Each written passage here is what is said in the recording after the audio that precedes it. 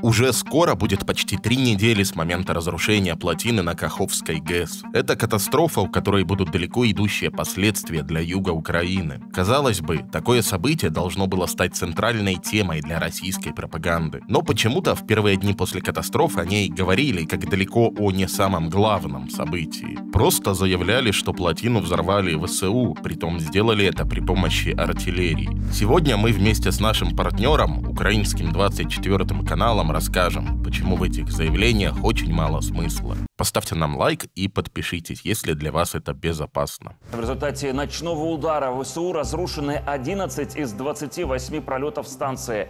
По предварительным данным, боевики использовали реактивную систему залпового огня «Альха». Назначенные российскими оккупационными властями чиновники тоже говорили про украинский удар. А еще утверждали, что ситуация под контролем и даже эвакуировать людей, скорее всего, не придется. Сегодня ночью киевский режим совершил еще одно преступление против людей.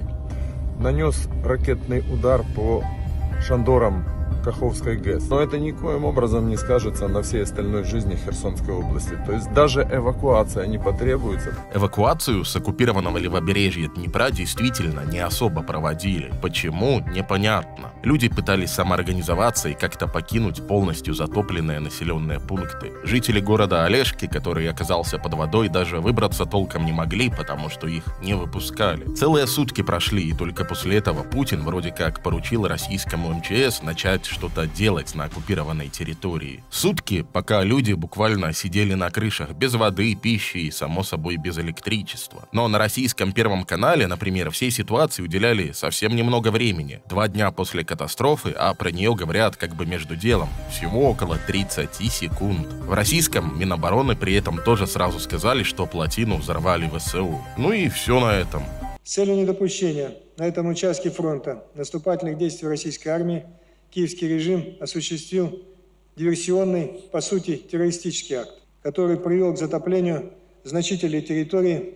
Плотина — это огромное и крайне серьезное сооружение, которое практически невозможно уничтожить обычными ракетами и тем более артиллерией. В основании Каховской плотины большой бетонный блок высотой в 20 и толщиной до 40 метров. Поначалу было не до конца ясно, пострадал он или нет, пока уровень воды не снизился настолько, что стал виден полный масштаб разрушений. Вот на инфографике от New York Times видно часть этого бетонного основания, а посередине его нету. То есть оно было либо значительно повреждено, либо разрушено. И сделать это обычными обстрелами было невозможно. Зато это возможно при подрыве изнутри. Внутри этого бетонного основания был технический тоннель, и если заложить взрывчатку там, то разрушения были бы именно такими, какими мы их увидели. Американские журналисты пришли к выводу, что взрыв уничтожил часть основания, после чего под давлением воды разрушились другие части плотины, расположенные в районе места взрыва. В некоторых российских СМИ также утверждали, что плотина могла разрушиться сама по себе, якобы она ослабла из-за обстрелов со стороны ВСУ. Но в этом сценарии массивное бетонное основание осталось бы целым. Артиллерия ему не угрожает вообще никак. Для этого пришлось бы бить очень долго, притом практически в одну и ту же точку. Есть и другие данные, которые указывают на то, что плотина была разрушена мощным взрывом. Соответствующие сигналы в Румынии зарегистрировали сейсмометры. Это приборы, которые следят за подземными толчками. Один в 2:35 по украинскому времени, и второй, более сильный сигнал, в 2:54. Оба характерны для взрыва в основании плотины, и никакими обстрелами это объяснить нельзя. Но вернемся к объяснениям пропаганды. Вот тот же Шойгу заявлял, что плотину взорвали ВСУ, чтобы не допустить наступления российских войск на Херсон.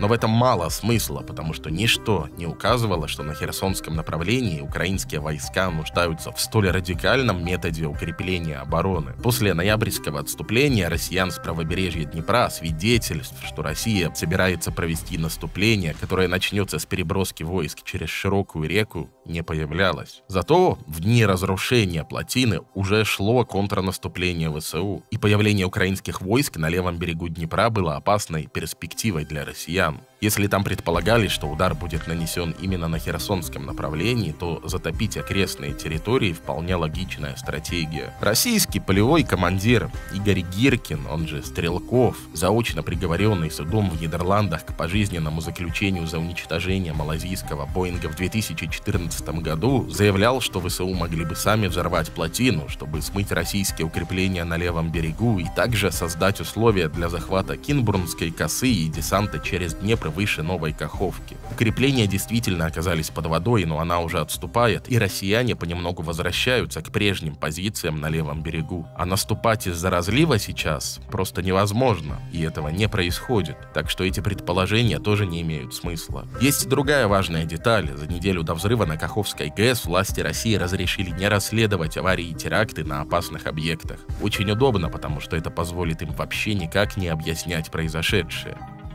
В общем, после разрушения плотины итог в том, что для ВСУ там возможности для наступления сильно снизились. Российской армии стало несколько проще, теперь они перебрасывают ресурсы с левого берега Днепра для усиления Запорожского и Бахмутского направлений, туда, где Украина ведет контрнаступление. Кроме того, катастрофа нанесла огромный ущерб самой Украине. Теперь нехватка воды грозит территориям Запорожья, Херсонщины и даже Днепропетровской области. От Каховского водохранилища зависело все сельское хозяйство в регионе. Правый берег Днепра в основном получал оттуда воду. Если она перестанет поступать, поля пересохнут, сильно пострадает урожай. Более того, нехватка воды со временем приведет к деградации почв, изменению флоры и фауны. Все это повлечет огромные негативные последствия для сельского хозяйства самого плодородного украинского региона. Также затопленными оказались кладбища, канализации, свалки, поля с удобрениями, хранилища горюче-смазочных материалов. Это отравляет в том числе грунтовые воды. Загрязненные потоки в итоге достигают моря. Уже сейчас в Одессе отмечают значительное ухудшение качества воды в море и в лиманах. Для человека она сейчас опасна. Уничтожение Каховского водохранилища – это огромный катаклизм. Его последствия мы будем наблюдать, возможно, десятилетиями. И все, что нам сейчас известно, указывает на то, что к этому причастна российская армия.